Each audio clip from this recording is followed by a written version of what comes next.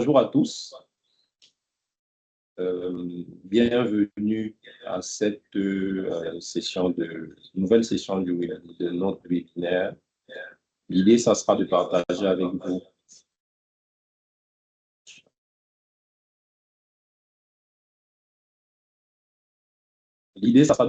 avec vous justement les enseignements, en tout cas tirer les enseignements, évaluer l'impact de la dernière décision de la Banque centrale, donc la BA-CANCEMAC, qui a décidé d'abaisser ses taux directeurs.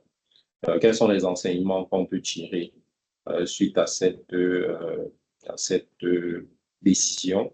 Quelles sont les opportunités pour vos investissements sur le second semestre de l'année? Ça sera justement quelques questions auxquelles nous essayerons d'y répondre à travers cet exercice. Donc, je suis M. Francky Bounang, directeur de la gestion et directeur général adjoint chez Harvest Asset Management, et je suis accompagné de M.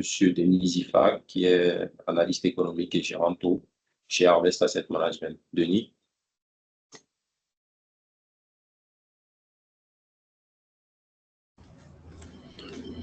Bonjour à tous. Bonjour à tous. Je ne sais pas si vous m'écoutez.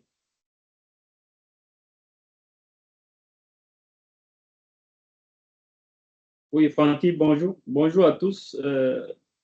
Une fois de plus, bienvenue à notre rencontre.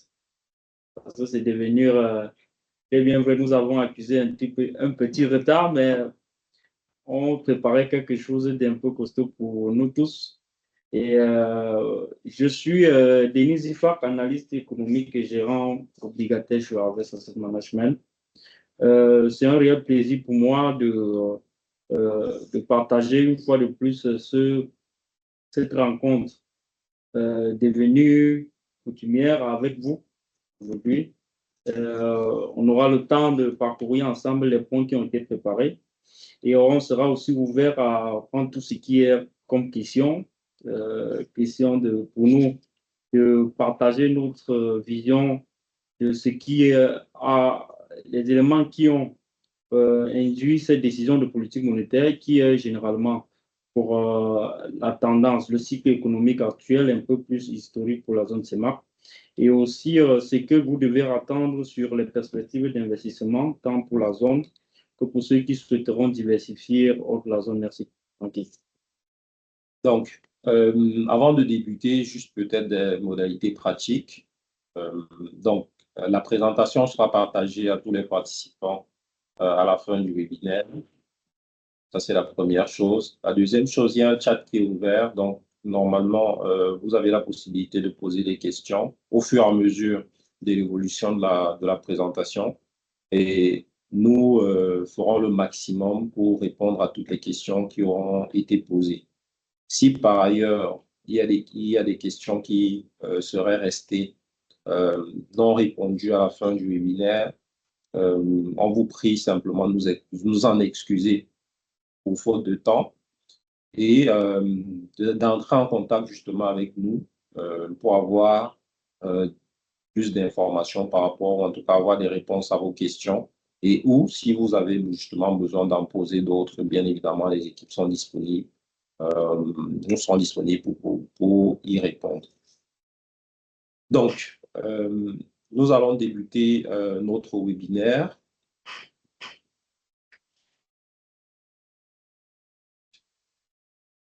Nous allons débuter notre webinaire. Donc, tout d'abord, on aura un contexte justement général qui sera présenté. Par la suite, on fera justement un point sur... on rentrera dans le détail par rapport à ce contexte-là sur l'actualité économique mondiale et derrière, on retombera sur la CEMAC pour décortiquer justement la décision de politique monétaire de la Banque centrale du 29 juin dernier. Et on terminera par la suite par les impacts sur notre marché des capitaux, que ça traduit justement pour notre économie et pour les investissements sur le second semestre.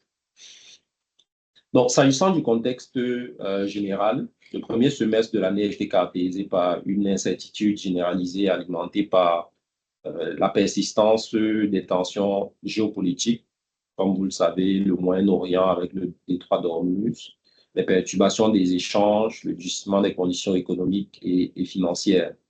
Euh, on a également un grand fait marquant qui n'est plus d'ailleurs à élucider ou à à mettre de côté aujourd'hui. La date du 28 juin, du 28 février dernier, avec le déclenchement du conflit entre les États-Unis et l'Iran, qui ont entraîné justement la fermeture du détroit d'Ormuz et une hausse du prix du Brent qui a plané au-dessus de $100 pendant plus de 3 mois, atteignant d'ailleurs un pic d'à peu près de $225 en avril. Cette hausse a laissé planer justement un risque inflationniste tant à l'international qu'en local, avec une augmentation justement du risque inflationniste à l'échelle mondiale. D'ailleurs, les dernières perspectives de juillet du FMI projettent justement une inflation en hausse à 4,7 contre 4,1% en 2025. Donc, une augmentation également du risque de refinancement des économies, accentuant justement le risque de récession de l'économie mondiale. S'agissant de l'économie mondiale d'ailleurs, d'après également les perspectives du FMI, la croissance mondiale serait en baisse par rapport à 2025, donc de 3,5 à 3% sur l'année 2026 et est attendue en hausse sur 2027 justement à 3,4%.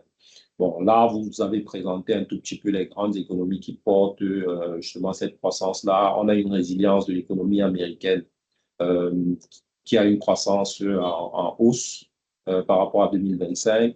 La zone euro reste effectivement une zone qui tire, on va dire, la croissance mondiale vers le bas, donc qui a un recul par rapport à 2025, donc de 1,4 à 0,9.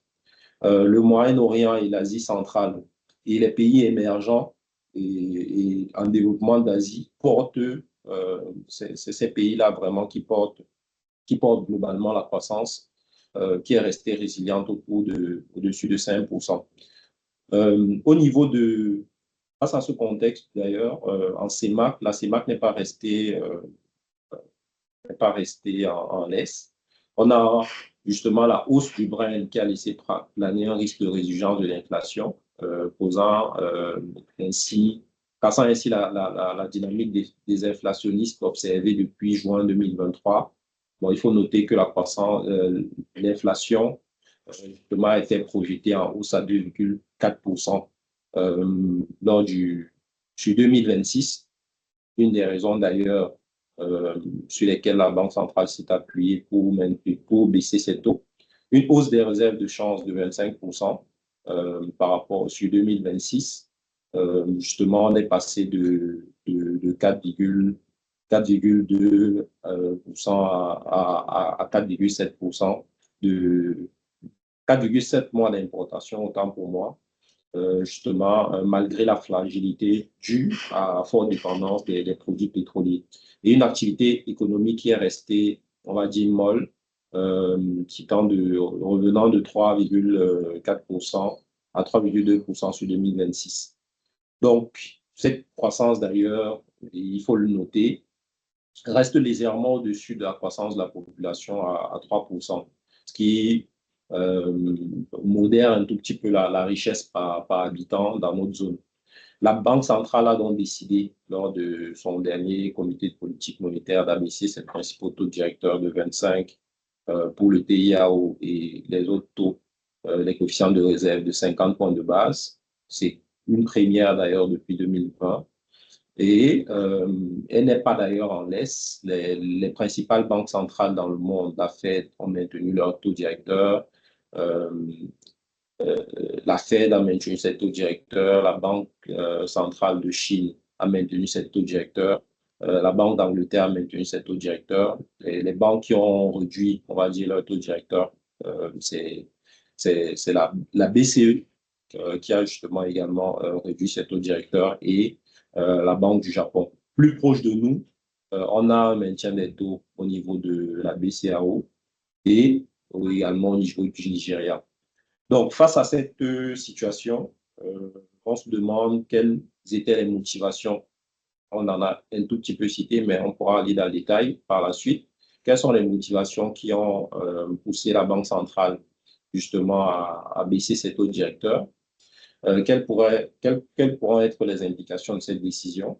Le webinaire donc se donne pour objectif de répondre justement à ces questions et justement également d'étudier les impacts sur le marché des capitaux et répondre à la question de comment protéger votre épargne.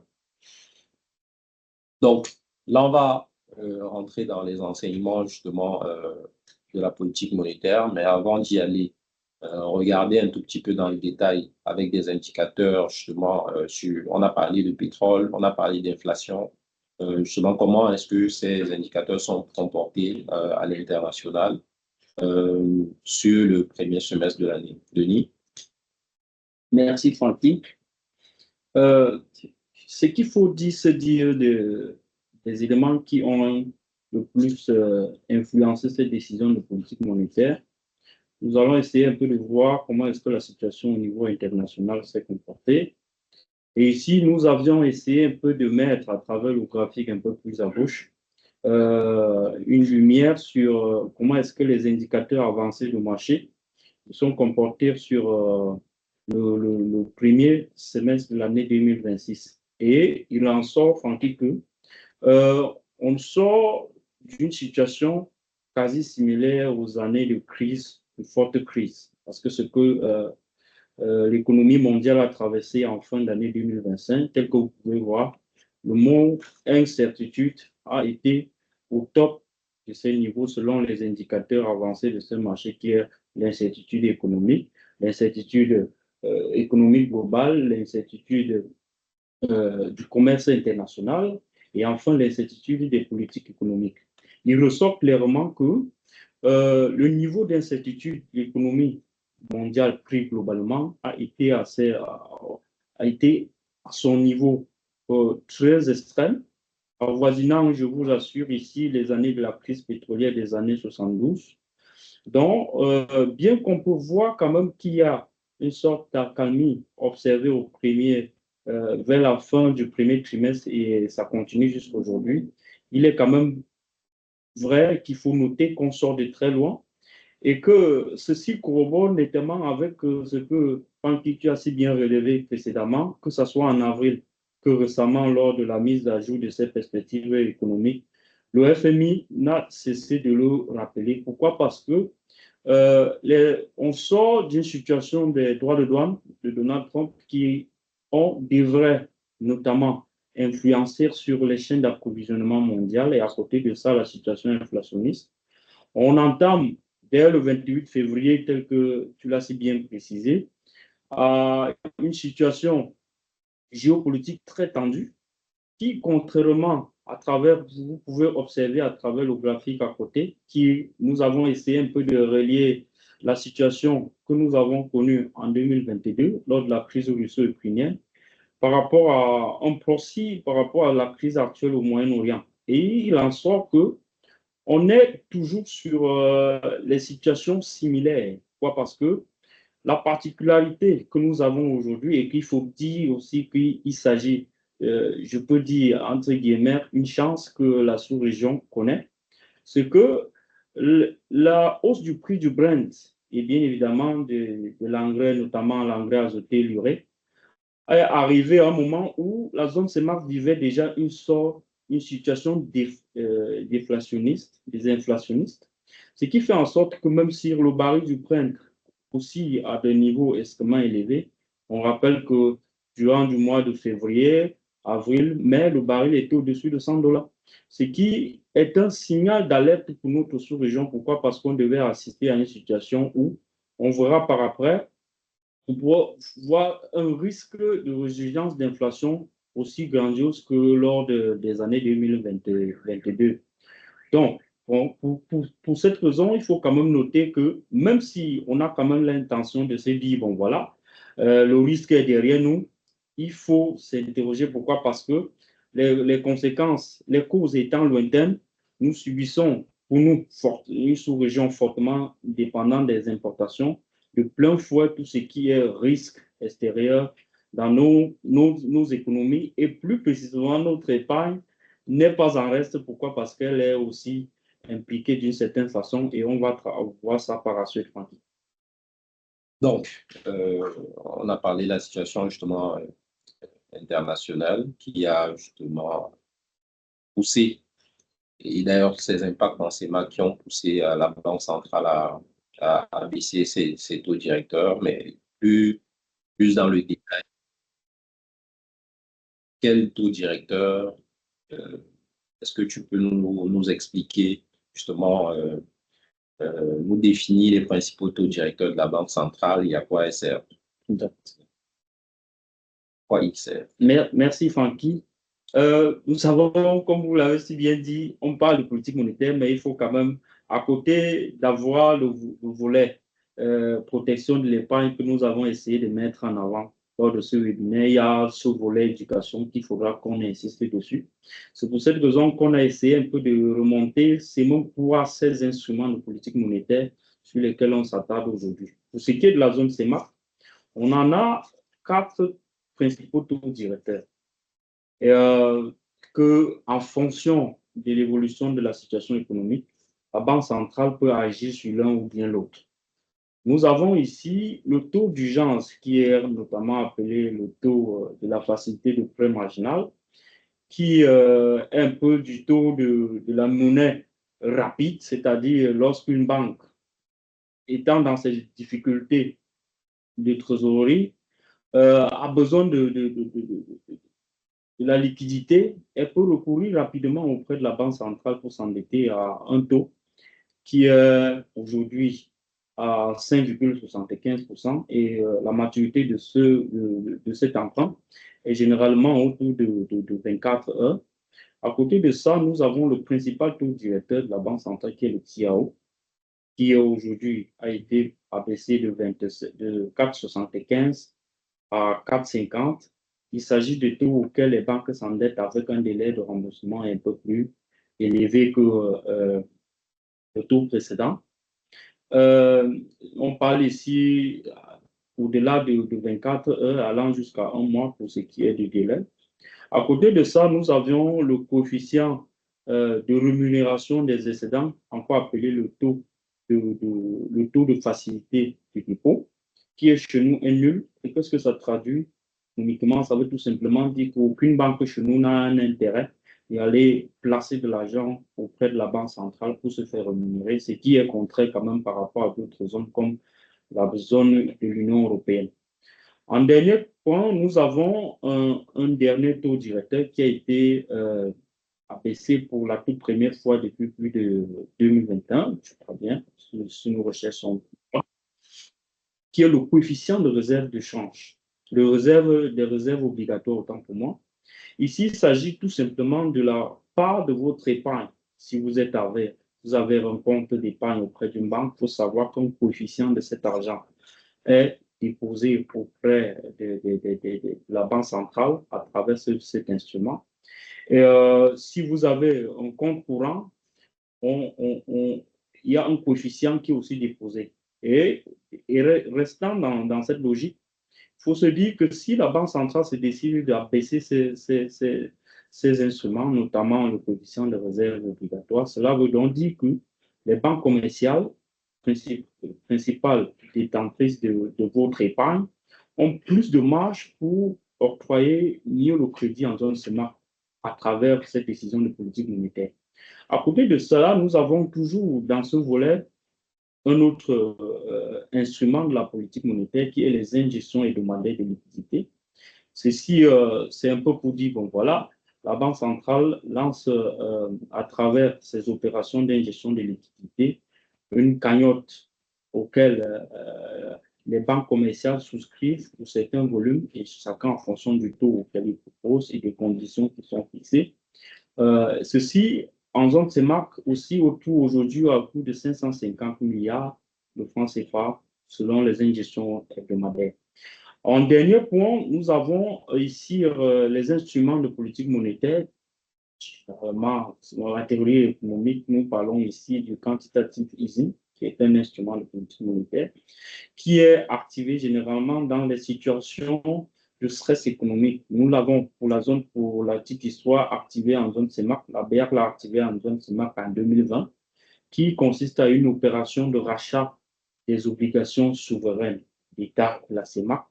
Et derrière ça, il faut noter que cette politique, cet instrument de politique monétaire a activé lorsqu'on ressent, on est dans une situation généralement déflationniste et que la banque, à travers cette opération, injecte un peu plus de liquidité dans l'économie puisqu'elle rachète des obligations d'État contre de la liquidité qui est octroyée aux banques et qui, toujours dans ces circonstances, favorise l'octroi de crédit. Donc, en fonction, comme je l'ai si bien dit, en fonction de l'évolution de la situation économique, la Banque centrale peut soit abaisser l'un ou bien utiliser un autre levier pour pouvoir faire face à cette situation. Okay. Merci, Denis. Donc, la Banque centrale décide donc de baisser ses taux directeurs. Il faut d'ailleurs rappeler que la Banque centrale a pour mission justement de juguler l'inflation globalement qu'il y a dans l'économie. Et ces instruments sont utilisés pour soit injecter de la liquidité, qui est plus de masse monétaire, ou alors que la masse monétaire justement puisse se contracter dans l'économie et impacter l'inflation. S'agissant de l'inflation, comment s'est comportée l'inflation sur le premier trimestre et ça a eu quel impact justement dans la décision de la Banque centrale? D'accord, Francky. Donc, comme je le disais tantôt précédemment, lorsque on essaie de regarder la situation inflationniste dans un CEMAC, on peut se dire que la guerre contre l'inflation est désormais gagnée. Or, parce qu'il faut noter que contrairement au niveau d'inflation qui a atteint les 6,6, nous parlons comme ça du deuxième trimestre de l'année 2023, était au pic de l'inflation en zone CEMAC.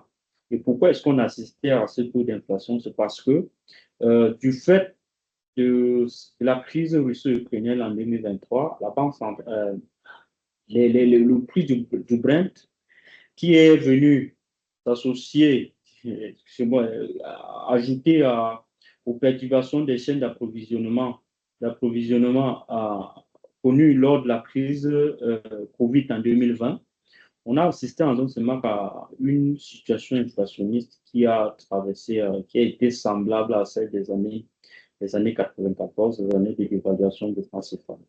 Et on a noté quand même depuis là, que ce soit à travers les politiques budgétaires, à travers notamment au niveau, si on prend l'exemple du Cameroun, on a vu l'ajustement du prix du carburant à la pompe. Et pas seulement au Cameroun, on a constaté presque dans tous les États de la zone CEMAC. Et ceci, c'était sous l'impulsion du FMI. Et que après ça, la politique monétaire restrictive, telle qu'on peut le constater depuis 2022, a favorisé à ce que ce niveau des prix continue à baisser. Et comme on pourrait s'attendre, on s'est vu un taux d'inflation qui s'est situé à 1,4%, c'est-à-dire en moyenne annuelle, tout au long du premier trimestre, et que les récentes projections de la Banque centrale tablent pour un taux d'inflation à 1,4%. Mais lorsqu'on regarde la structure d'inflation en zone CEMAC, on a souvent tendance à dire l'inflation en zone CEMAC est généralement importée.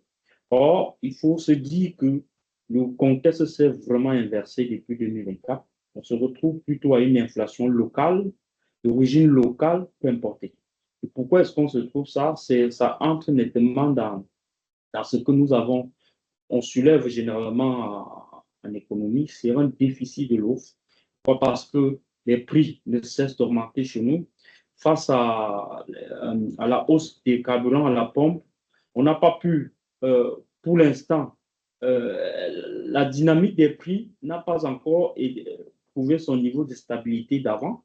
Donc, actuellement, la situation reste un peu plus critique. Et au regard de ce qui est du conflit au Moyen-Orient, faut noter quand même que le risque d'une résurgence d'une inflation d'origine importée en zone CEMAC reste vraiment accru. Pourquoi? Parce que lorsqu'on regarde le poids du détroit d'Ormuz dans les économies mondiales, on parle comme ça d'à peu près 20% de l'offre mondiale du carburant et on parle à peu près de 30% de l'offre mondiale des engrais azotés, principal intrant agricole pour les produits maraîchers de chez nous. Donc, le grand risque reste vraiment à venir et qu'on va observer en fonction de l'évolution.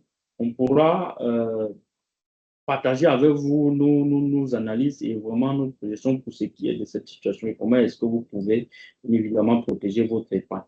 Et lorsqu'on essaie de regarder, Francky, lorsqu'on essaie de regarder la situation de l'inflation pour ce qui est des États de la CEMAC, on constate que certains États, notamment le Tchad, est en déflation, qui est en déflation, mais la dynamique reste la même, c'est-à-dire que tous les États de la zone CEMAC ont connu cette situation inflationniste des années 2023 et qu'aujourd'hui, on assiste beaucoup plus à une situation déflationniste, inflationniste, et à part le Tchad qui est en déflation, et en termes de contribution, le Cameroun reste le plus gros contributeur à l'inflation de la sous-région. Donc, même dans les prochains mois, selon les récentes projections de la Banque centrale, la dynamique restera beaucoup plus haussière et qu'il faudra surveiller, Francky. Donc, l'inflation, on est plutôt dans une situation désinflationniste aujourd'hui. Néanmoins, il faut regarder justement les effets du conflit au Moyen-Orient sur la situation inflationniste, même si, comme tu as noté, aujourd'hui, l'inflation en zone CEMAC est plutôt d'origine locale. Un autre indicateur, justement, qui est très surveillé par la Banque centrale afin de prendre ses décisions de politique monétaire, c'est les réserves de change. On se souvient d'ailleurs que il y avait eu des débats, ou en tout cas des discussions qui avaient été annoncées dans certains journaux parlant on va dire, de dévaluation, justement alimentée par le fait que les réserves de change en CEMAC seraient tombées à des niveaux bas. Comment justement s'est comporté nos réserves de change sur la période et comment est-ce que l'évolution de ces réserves de change ont impacté la décision de la Banque centrale. Bon, merci, Francky. Pour ce qui est de la situation des réserves de change, il faut noter que, tu l'as si bien relevé précédemment, si la Banque centrale contrôle la stabilité des prix au niveau intérieur, elle doit aussi se rassurer que au niveau extérieur, la situation est confortable. Et pour ce qui est de la zone CEMAC, la particularité est que la stabilité extérieure prime beaucoup plus sur la stabilité intérieure.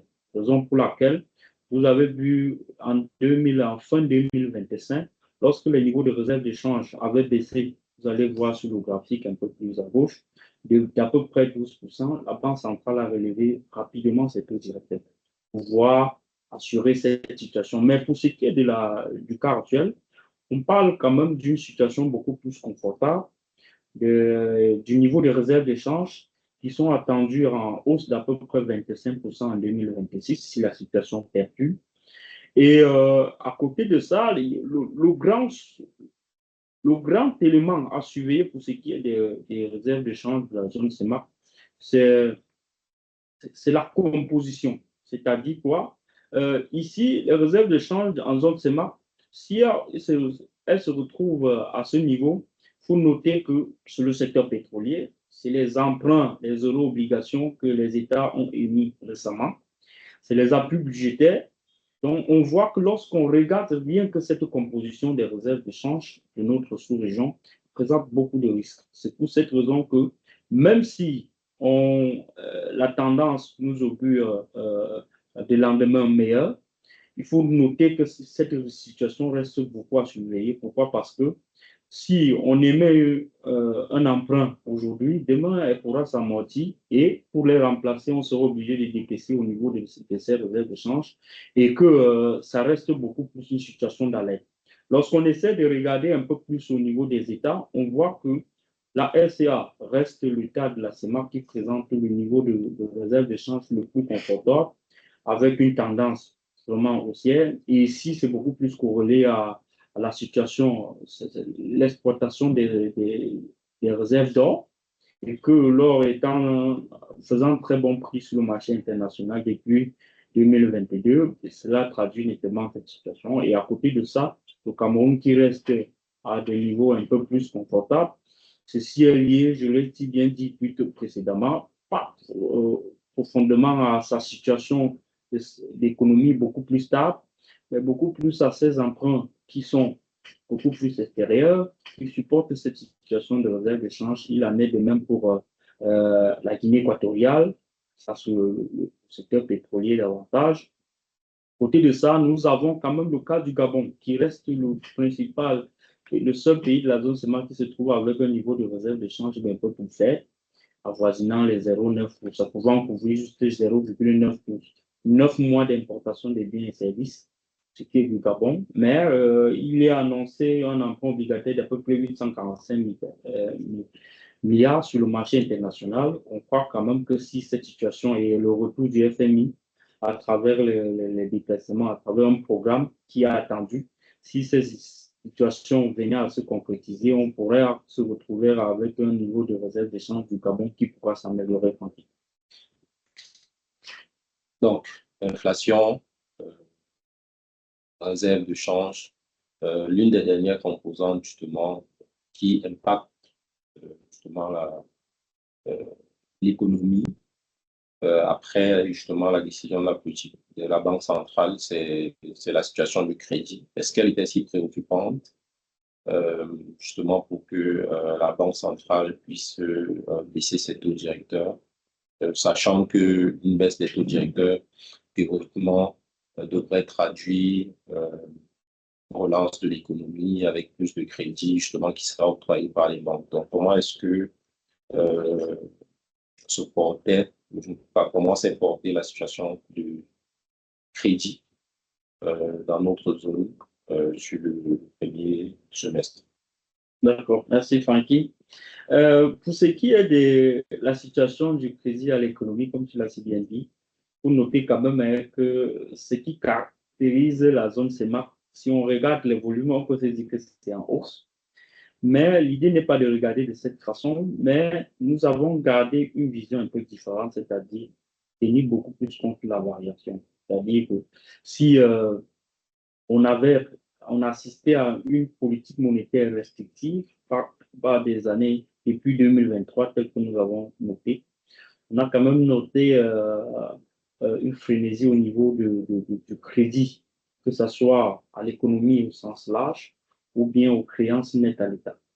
Mais la particularité de ce qui est un peu particulier pour notre sous-région, c'est qu'on constate clairement un fait qui est très marquant, c'est un risque d'un effet d'éviction, ce qui est traduit économiquement par le fait qu'on voit quand même que même si le crédit à l'économie globalement est en baisse, la part qui baisse le plus, c'est la part du crédit à l'économie, c'est-à-dire à nous et aux entreprises.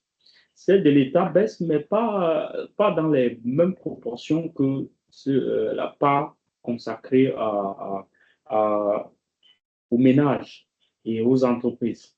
Ceci est un réel frein à la transmission de la politique monétaire pour ce qui est de notre zone.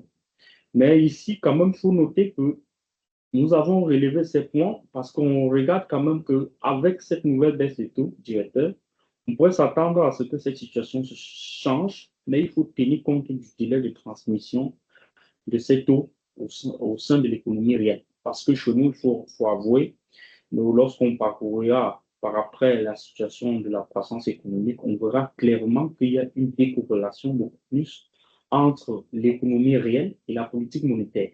Bien que déjà, avec ces décisions de politique monétaire, on ressent clairement déjà, on a des signaux au niveau du marché interbancaire que les taux le volume, là, on voit beaucoup plus la hausse de la demande bancaire auprès du guichet de la Banque centrale en termes des opérations d'injection de liquidités. Il y a quand même cette frénésie, ce retard de transmission pour ce qui est de l'économie réelle, pour ce qui est de notre sous-région. Donc, c'est des points à alerter. Et face à ça, c'est l'épargne, comme nous allons parler par après, les citoyens de la CEMAC qui est beaucoup plus en risque face à cette situation. Bon, effectivement, c'est ce qu'on note, hein. Depuis la décision de la Banque centrale, le volume d'injection de liquidités de la BA au niveau des banques commerciales augmente. Ça veut dire que justement les banques se retournent vers la Banque centrale pour tirer. Ce qu'on espère, c'est que justement cette épargne-là finalement soit orientée vers l'économie, vers les ménages et vers les entreprises, et que ça se traduise derrière justement par des taux justement d'emprunt de ces agents économiques-là qui seraient normalement plus bas qu'avant, justement pour stimuler la croissance. La croissance d'ailleurs, parlons-en.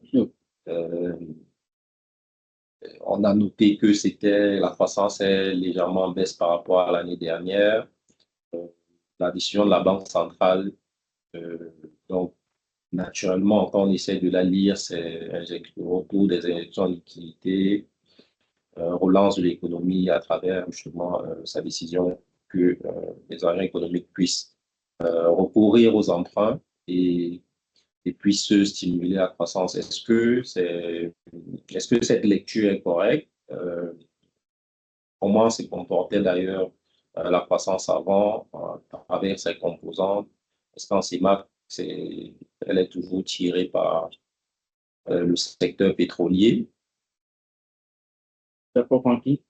Pour ce qui est tu l'as si bien fait de le mentionner, on constate quand même qu'au niveau de ce qui est de l'activité économique en zone CEMAC, la croissance, on pourrait dire qu'elle est une croissance très molle.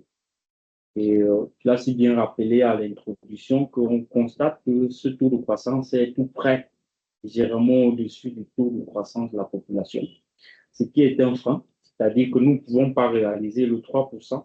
Globalement, ne peut pas se ressentir comme si on était dans une situation de croissance politique. Pourquoi? Parce que la croissance croît presque au même rythme que la population. Donc, il y a très peu de création de richesses, ce qui est notre région. Et cela se voit nettement par les graphiques que nous avons en face de nous.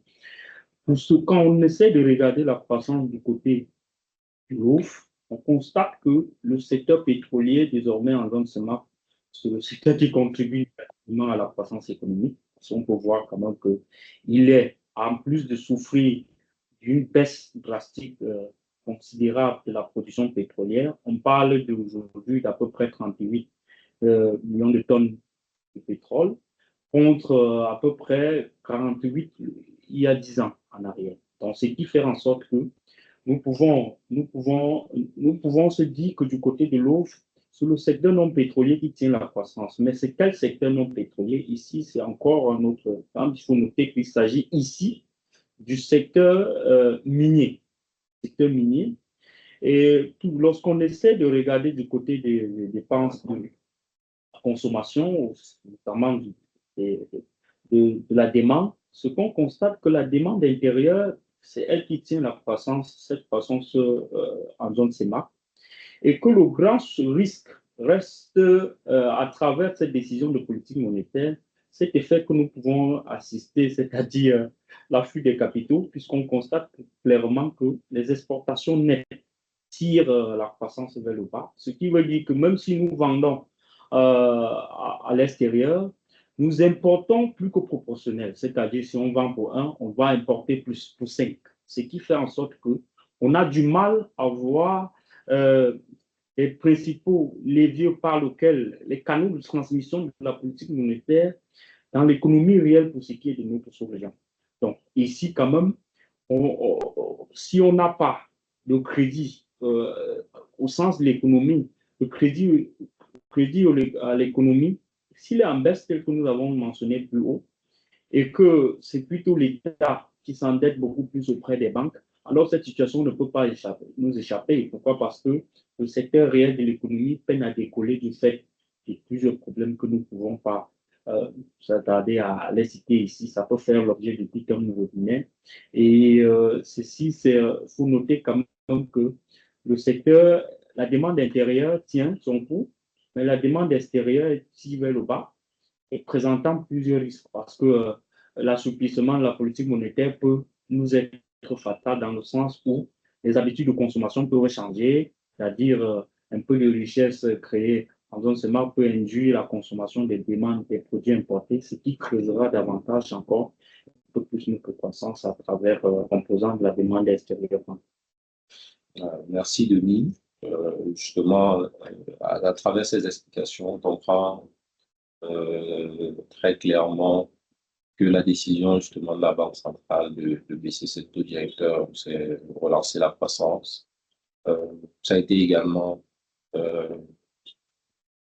impacté par l'évolution justement des réserves de change. On a vu on a eu un bond vraiment du niveau de réserve de change. On s'approche déjà des 5 mois d'importation et d'ailleurs, ils sont projetés à ces niveaux au-dessus de 5 mois sur les années à venir. Donc, cette situation confortable avec un niveau d'inflation quand même maîtrisé en dessous en dessous des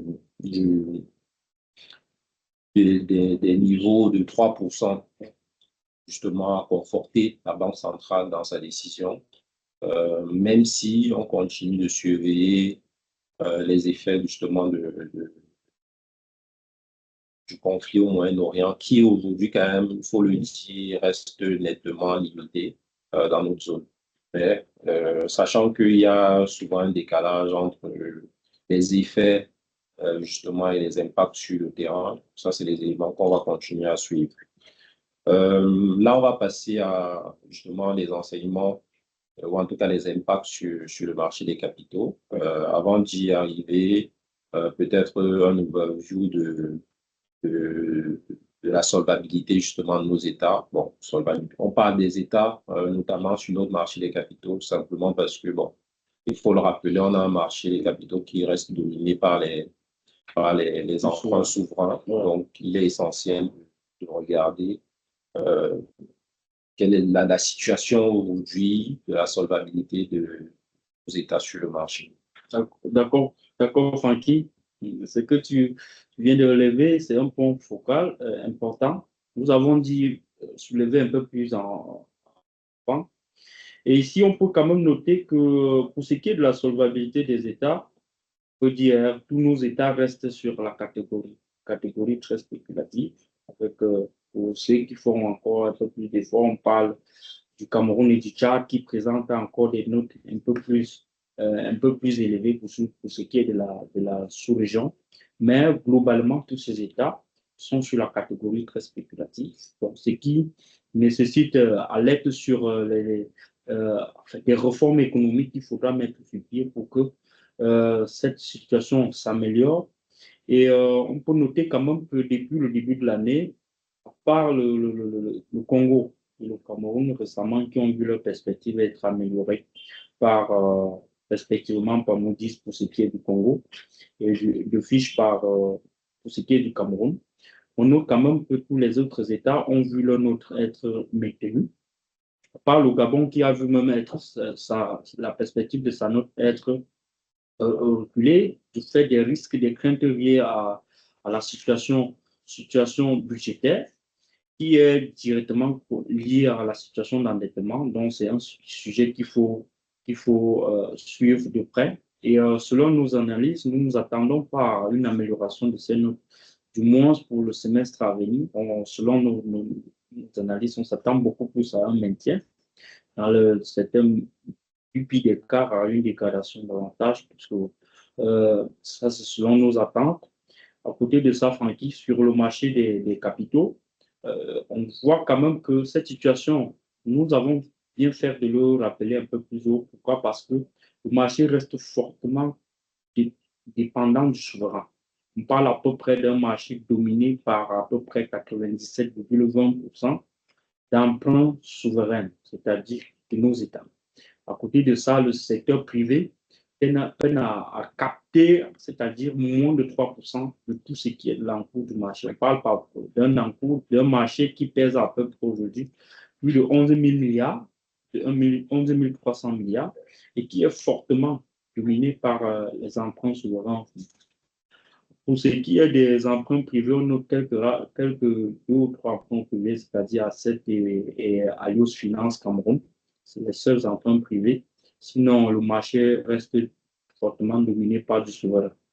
À côté, pour ce qui est du marché financier, on peut quand même noter que ce soit sur les deux compartiments, on note une évolution vraiment disparate. Pourquoi? Parce qu'on constate le marché compartiment obligataire qui est en recul.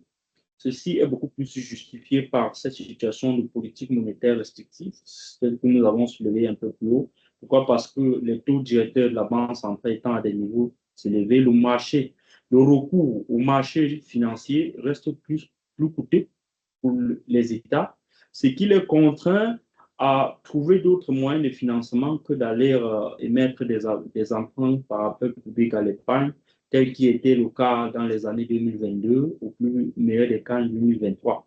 Pour ce qui est du marché des actions, on constate quand même une hausse, et cette hausse est principalement tirée par l'entrée de la valeur BGFI Holding, qui a tiré le marché financier, le compartiment action du marché, vers la hausse d'à peu plus de 270%. On parle aujourd'hui d'un marché qui pèse plus de 1200 milliards, contrairement à 500 milliards qu'il y a en avril dernier. Donc, pour ce qui est de l'évolution des indicateurs, des valeurs sur le marché, on note quand même sur le marché action, on voit lorsque certaines valeurs se comportent un peu mieux, il y a une évolution qui est disparate, mais les seules vraies valeurs qui tiennent le marché pour l'instant, hormis PGFI qui vient d'entrer, c'est la valeur Socapalm et Safacam, le secteur agricole, qui tiennent encore beaucoup plus notre marché. Pour ce qui est du coût d'action actuel, on voit quand même que les dividendes, certaines entreprises payent des dividendes et que sur le marché, on a tendance à ne pas voir cet effet dividende, cette embellie du marché-là. Pourquoi? Parce que, bon, nous, on se dit qu'il faut accentuer sur l'éducation des détenteurs de ces titres-là, tant que le grand public qui est nous ne peut pas acquérir de si aisément ces titres-là. On ne peut pas s'attendre à une liquidité profonde de ce marché. Pourquoi? Parce que c'est nous qui allons acquérir ces titres.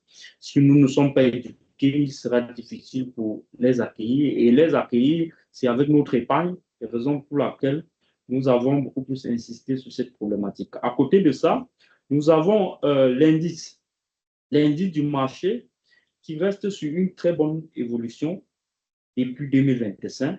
En 2025, l'indice du marché, qui est une sorte de moyenne pondérée des actions cotées en bourse, qui a fait un peu plus de 12,98% en 2025.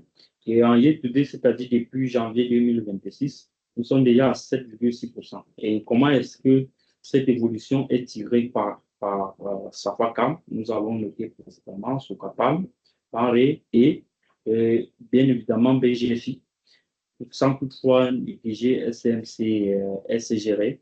À côté de ça, on devrait quand même s'attendre à ce que la baisse de taux actuelle, pourquoi? Parce que théoriquement, selon la théorie économique, dans un contexte de baisse de taux, on assiste souvent régulièrement à une situation de flight to quality, c'est-à-dire, ça veut dire tout simplement que les placements jadis en obligation vont être, aura tendance à être migrés, c'est-à-dire cette épargne-là pourra être migrée vers le compartiment action. Pourquoi? Parce que la baisse du taux au plus des meilleures perspectives de croissance économique. Donc, nous, on devrait vraiment assister dans les prochains mois à une forte dynamique du marché action. Ça, c'est des éléments que nous devons suivre dans les prochains mois. Et d'ici notre prochaine rencontre, on pourra se partager si clairement cette tendance se dessine réellement. Pour ce qui est du marché des titres publics, il reste quand même, on note quand même un marché avec une dette, un encours qui a dépassé pour sa toute première fois les 10 000 milliards en mai dernier. Mais si on s'en tient rien qu'à cette évolution, on peut se dire, bon, voilà, la sous-région est très dynamique, mais le bémol reste au niveau du service de la dette. La structure de cet encours nous laisse croire qu'il pourra peut-être avoir dans les prochains mois, les prochaines années, des situations de restructuration du profit d'endettement de nos États. Pourquoi? Parce que si on constate bien d'ici 2029, les États seront beaucoup plus sous pression, remboursant un peu plus de la moitié de tout cet encours, ce qui nous laisse pour observer que, nous laisse comprendre que à ce niveau, nos États, bien qu'ils s'endettent, ils n'ont pas encore une structure d'endettement qui leur permet de faire face à certains chocs. Pourquoi? Parce que face à cette situation, l'État sera obligé de privilégier le service de la dette à un certain niveau au détriment de la santé, de l'éducation, des infrastructures, puisque chez nous, c'est l'État qui construit tout ce qui est infrastructure, contre cette situation d'endettement-là. Donc, à ce niveau, il est important pour nous épargnants, de comprendre que la situation de nos États, du service de la dette de nos États, nous laisse vraiment à désirer. Pourquoi? Parce qu'il faut euh, intégrer ces éléments et c'est notre rôle principal, nous, société de gestion, de vous proposer des solutions qui vont vous permettre de faire face à, de bien juguler cette situation au niveau du service de la dette. Puisque si on dit un État qui a un encours d'à peu près 2000 milliards à rembourser en une année, il ne va pas accepter, on ne pourra pas, c'est pas que l'État fera défaut, l'État, dans le meilleur des cas, étant souverain, il va essayer de se plier auprès des investisseurs et leur dire, bon, on va les solliciter pour des solutions de reprofilage. Et dans ce genre de contexte, les épargnants, c'est votre épargne, c'est votre stratégie d'investissement qui est derrière, qui est menacée par ce genre de situation. Et face à vous, vous aurez des gérants qui peuvent vous donner des solutions pour bien mitiger cette situation. Et c'est l'intérêt de telles rencontres. À côté de ça, nous essayons un peu de regarder comment est-ce que notre épargne pourrait en tirer profit de cette situation. Moi, je vais dire en tirer profit, mais s'il faut regarder du point de vue de l'État, c'est plutôt mal vu. Pourquoi? Parce que vous allez voir quand même que la tendance est globalement haussière pour les États de la zone CEMA. Tous les États s'endettent un peu plus cher que dans les années 2019, 2020 jusqu'à 2022. La tendance est beaucoup plus haussière, que ce soit pour les emprunts courts, c'est-à-dire les BPA, et que sur les emprunts longs, les obligations. Donc, ce qui, à ce niveau, vous présente plutôt une opportunité d'investissement pour les épargnants de la zone CEMA. Pourquoi? Parce que si vous avez une épargne, voyez à peu près ce qu'un emprunt sur un an pouvait vous rapporter dans les meilleurs des cas. Et bien évidemment, pour les emprunts un peu plus longs, on parle au-dessus de 2 ans. Donc, ce qui laisse quand même à dire, bon voilà, avec la baisse des taux actuels, on peut se dire que c'est le grand moment de mettre son épargne à l'abri et de prendre une décision qui peut être beaucoup plus maîtrisée. Pourquoi? Parce que la situation économique ne va pas changer de si drastiquement. Nous avons dit la transmission de la politique monétaire à son délai et que par les années, si vous avez pris une meilleure décision aujourd'hui, ça sera à vous de sourire demain. Et c'était comme ça, tranquille, peut finir tout ce qui était préparé pour la situation tant macroéconomique que marché pour notre sous-région.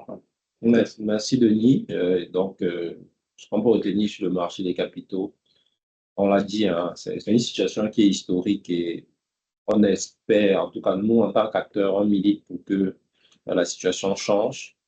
Le marché est dominé par les emprunts souverains. Aujourd'hui, on sent quand même que le compartiment obligataire qui est détenu à plus de 97% par les souverains, il y a un certain essoufflement dû à la politique restrictive de la Banque centrale, les niveaux des taux qui sont restés élevés. Les États sont beaucoup plus frileux, même si on a certains États qui ont fait recours justement au marché financier, notamment le Gabon ces dernières années, cette année d'ailleurs également. Ce marché reste dominé par le souverain, puis des privés. On note d'ailleurs que voilà, ça veut dire qu'il y a des capitaux, c'est capté par le souverain, et il faudrait qu'il y ait plus justement de privés qui viennent sur ce marché-là pour lever de la dette. Bon, il y a des emprunts qui se sont faits cette année, il y a eu sur le compartiment Action Renapro, il y a des émissions obligataires en cours, Alios, Bambou.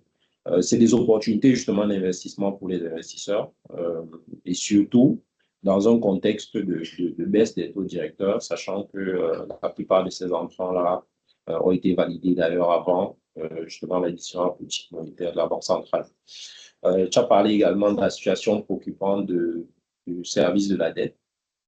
On a très bien vu que nos États ne s'endettent pas à plus de 10 ans. C'est vrai que très récemment, on a eu le Cameroun qui, pour la première fois, s'est endetté à plus de 15 ans. L'idée, justement, c'est d'avoir un vivier, justement, d'investisseurs. Et il y a un autre rôle en tant que investisseur, en tout cas représentant des investisseurs sur le long terme dans les asset managers, d'accompagner justement les émetteurs, que ce soit les États ou les émetteurs privés, à pouvoir lever de la dette longue.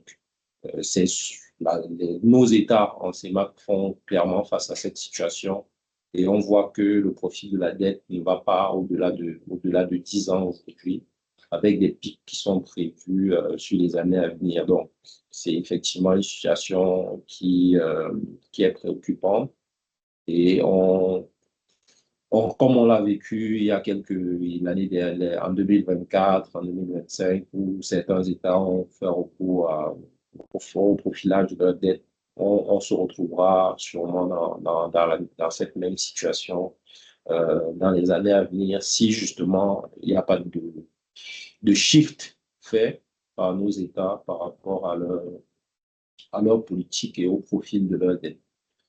Donc, voilà ce qui, comme présenté, les impacts justement de cette décision sur d'abord l'évolution de notre marché des capitaux sur la période. Maintenant, les impacts, comme tu l'as dit, en théorie économique, on s'entendrait à ce que les nouveaux emprunts soient émis à des taux plus faibles qu'avant, ce qui serait bien pour les émetteurs, et qu'il y ait un shift progressif qui soit fait sur le marché action pour rechercher de la rentabilité. Bon, une fois qu'on a dit ça, il faudra encore que nos investisseurs soient avertis, qu'ils soient éduqués, qu'ils aient la bonne connaissance justement de cette transmission théorique-là des décisions de la Banque centrale et surtout de la politique monétaire dans l'économie. Et c'est d'ailleurs pour ça qu'on fait ce webinaire. Donc, comme on disait, on va juste terminer notre présentation par quelques informations sur Harvest Asset Management. Et après, on passera à la réponse aux questions qu'il y en a justement dans le chat. On est Harvest Asset Management, le leader de la gestion d'actifs en CEMAC. C'est une société créée en 2017. Aujourd'hui, 1 milliard de capital et un peu plus de 20 employés. On est une société indépendante, donc on ne dépend pas d'un groupe bancaire. On insiste sur cette indépendance tout simplement parce qu'elle nous permet de prendre vraiment des décisions pour l'intérêt, ou en tout cas dans l'intérêt de nos investisseurs et de ceux qui nous font confiance. On ne le rappellera jamais assez, on est une société agréée pour faire l'activité de gestion d'actifs par le régulateur des marchés financiers en zone CEMAC. Et on propose à une clientèle institutionnelle et privée une gamme variée et innovante de solutions d'investissement orientées sur les marchés financiers locaux. Notre taille d'actifs à fin mars était d'à peu près 1 milliard d'euros, dont 748 milliards repartis, notamment en gestion sous mandat, 140 milliards, et en gestion collective via des fonds communs de placement pour un peu plus de 600 milliards. Donc, on rappelle que la gestion sous mandat, c'est la mise en place justement de stratégies sur mesure pour un client, en général, c'est soit des personnes physiques fortunées ou en tout cas des entreprises, dans le cadre, par exemple, de l'optimisation des plans de retraite complémentaires, ou en tout cas la mise en place de solutions sur mesure dans le but que ces entreprises atteignent leurs objectifs financiers, notamment en termes de performance sur une période courte ou moyenne.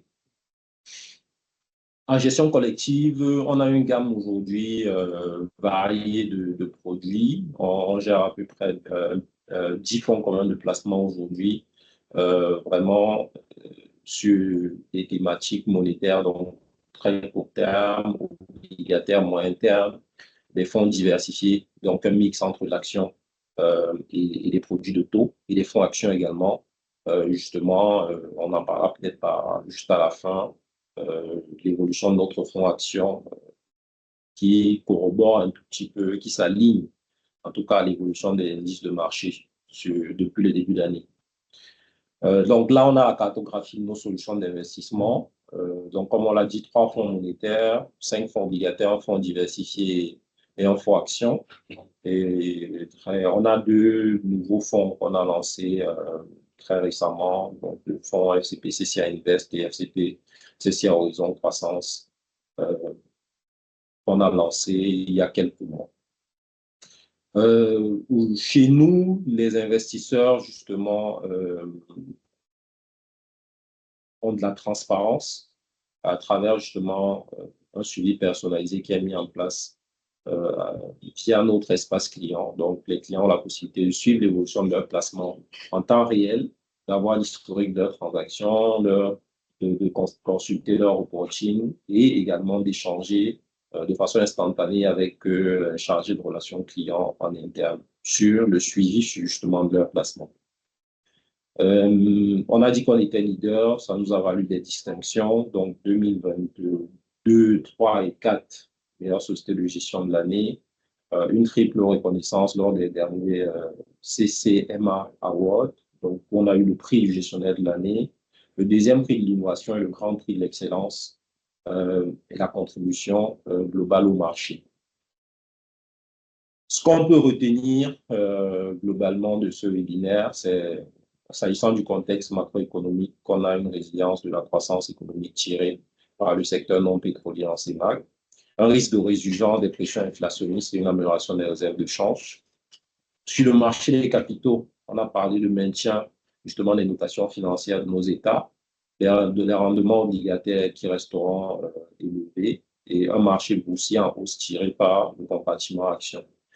Donc, en termes d'allocation optimale de votre portefeuille, nous, on recommande de choisir les obligations d'État à risque faible et maîtrisé, tenir compte de l'ajustement de la politique monétaire dans vos différentes allocations.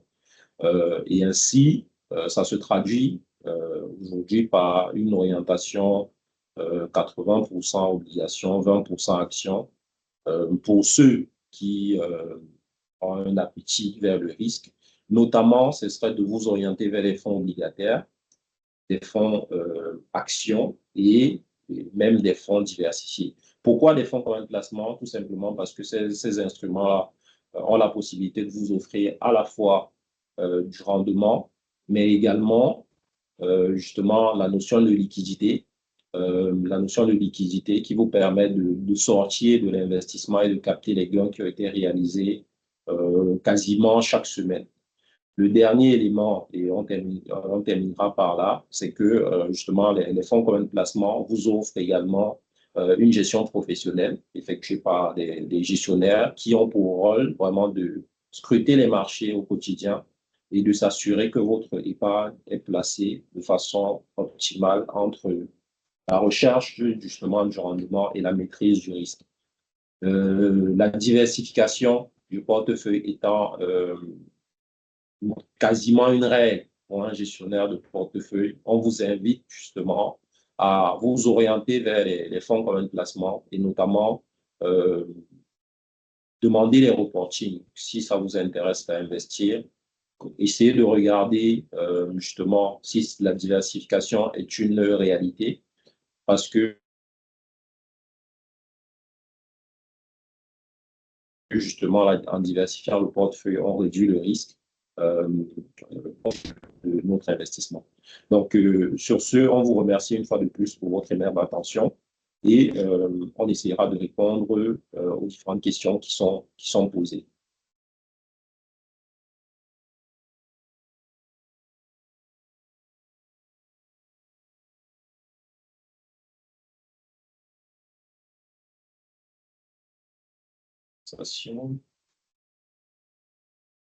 OK, s'agissant des questions. Il y en a plusieurs. OK. On en a quelques-unes.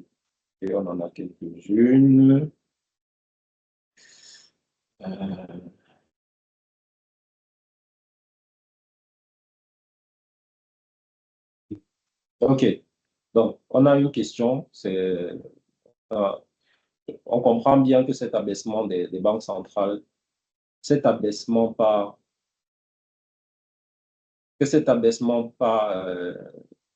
on comprend par cet abaissement, les banques centrales, les banques seront tentées de faire beaucoup de crédits.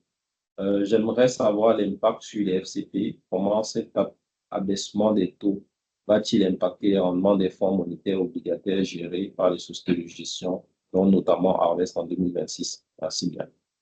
Denis? D'accord, très belle question. Très belle question. Je crois avoir essayé un peu de soulever un peu plus précédemment en disant que l'abaissement des taux, oui, l'impact direct, que ce soit dans l'économie ou bien dans les fonds communs de placement, se fera avec un peu plus de retard. C'est-à-dire que si la BA abaisse ses taux aujourd'hui, on ne pourra pas seulement mesurer directement cet impact sur les rendements des fonds communs monétaires et obligataires à l'immédiat, mais sur le moyen long terme, sauf si cette tendance se pérennise, on a un impact avec un retard quand même. Et ceci, on peut, pour celui qui était déjà dans des fonds communs de placement depuis 2021, pourrait ressentir quand même cet effet. Pourquoi? Parce que qui dit durcissement de la politique monétaire ou bien assouplissement de la politique monétaire, dit si c'est la politique monétaire restrictive, ça va faire en sorte que ce soit pour nous ou bien pour les États et les entreprises qui émettent des titres à taux fixe, pour préciser, le coût d'émission sera un peu plus élevé. Et s'il est élevé, si le coupon payé est élevé et par conséquent le rendement aussi, on va se retrouver dans une situation où les fonds communs de placement, que ce soit monétaire ou obligataire, auront des rendements un peu plus élevés. C'est le contraire dans l'autre sens. Donc, lorsque les taux sont bas, alors on assiste à ce que les rendements des fonds communs de placement pourront être affectés puisque les titres qu'ils vont racheter auront un coupon un peu plus faible et par conséquent, le portefeuille aura un rendement un peu plus faible. Mais ceci tient compte, je dis bien, du délai de la transmission de la politique monétaire. Merci. Donc, effectivement, comme Denis l'a dit, c'est-à-dire qu'aujourd'hui, la transmission, malheureusement, n'est pas directe. Et d'ailleurs, si elle l'est, elle se fait avec beaucoup de retard. On ne s'attend pas forcément à ce que les niveaux de rendement, justement, obligataires baissent à court terme. Et on pense que ça continuera d'alimenter les rendements des fonds. Néanmoins, nous, on suit au quotidien les émissions des États, que ce soit sur le marché monétaire, sur le marché financier. Et aujourd'hui, les niveaux des prix, à un mois aujourd'hui de la décision, les impacts sont vraiment, vraiment limités. On ne sent pas vraiment de différence sur les prix, sur le coût de ressources, coût de levée des ressources sur le marché. Bon, il y a une autre question, Denis. Pour nous qui ne sommes pas du domaine, aussi de savoir quel est l'impact de l'inflation ou la déflation. Qu'est-ce qui est bon pour nous? Je pourrais commencer. Bon, l'inflation, c'est la hausse généralisée des prix. La déflation, c'est la baisse généralisée des prix, s'il faut dire ça. Alors, il faut voir l'inflation comme le sang qui circule dans nos veines. Si nous avons trop de sang dans notre corps, c'est un problème. Si on en a en moins, c'est un problème. Donc, il doit être dans un niveau qu'on juge être convenable pour que notre santé, pour que nous soyons en santé. Donc, ce que je peux dire, il n'y a pas meilleure situation pour une économie. Tout ce que les politiques, la Banque centrale cherche à faire, c'est d'éviter d'avoir ni l'un ni l'autre. Toutes les politiques sont faites dans ce sens. Il faut pas avoir, on ne peut pas vivre dans une situation déflationniste parce que qui dit déflationniste veut dire qu'on peut qu'on baisse les salaires, les entreprises produisent peu parce que bon. Donc, et dans une situation inflationniste, c'est presque l'inverse de cette situation et aucune des deux situations n'est confortable. Donc, rien n'est bon pour nous. Il faut avoir un niveau d'inflation qu'on juge convenable. Et c'est tout ce que je peux dire pour ce point, Monsieur Frédéric.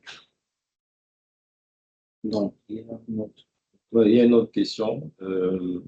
Monsieur qui dit qu'il est au Tchad et il ne sait pas pour tous les éléments qui ont été cités, mais en tant que citoyen, nous sentons plutôt l'inflation, notamment dans le domaine immobilier, la hausse des prix du carburant ayant entraîné une hausse de plusieurs autres articles, notamment le transport, les objets, le commerce en général. Le seul point où on sent une amélioration, c'est les denrées alimentaires. Et il dit qu'il ne sait pas ce qui a neutralisé l'inflation au Tchad, possible de donner des explications sur les causes de la déflation au Tchad. D'accord, très bonne question, très bonne question. Ce qu'il faut noter, c'est l'inflation, c'est pas, s'il faut calculer l'indice de l'inflation du secteur immobilier, je crois que peut-être on aura quelque chose de différent. Le prix du transport, secteur transport, on aura quelque chose de différent. Et les denrées alimentaires, on aura quelque chose de différent. Mais le problème chez nous, pour ce qui est de la situation inflationniste, c'est que l'inflation retenue par la BEAC, c'est l'inflation en moyenne annuelle. Et ici, on parle ici de l'inflation nominale, c'est-à-dire que on prend un ensemble de biens. À l'intérieur, vous avez l'immobilier, comme vous avez cité, les produits alimentaires, le transport, qui est une composante, qu'on met tout ça et qu'on dit, bon, voilà, dans l'ensemble de tout ça, les prix ont augmenté de temps. Et je dis bien ici, c'est le taux d'inflation. On n'a pas dit que c'est l'indice. Parce que si on prend l'évolution, en compte l'évolution de l'indice, peut-être que vous allez avoir raison sur le fait qu'on pourra se retrouver avec un indice qui a augmenté, mais le taux d'inflation, lui, il est en baisse. Et pour ce qui est du cas du Tchad, il faut rappeler que c'est depuis novembre parce qu'il y a eu un rebase, un changement de base de calcul de l'inflation au Tchad. Il y avait des éléments que par le passé, on ne les incluait pas. Et une fois, si vous êtes au Tchad, vous savez que le Tchad est sous programme avec le FMI.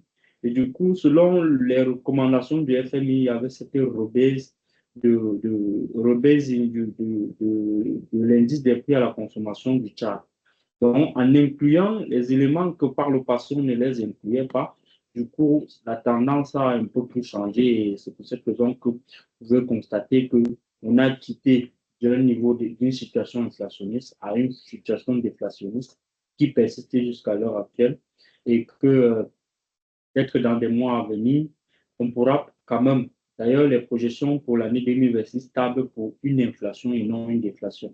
Donc, ça peut, ce que vous observez au quotidien peut être nettement vrai, dans le sens où l'inflation n'est pas prise individuellement par produit.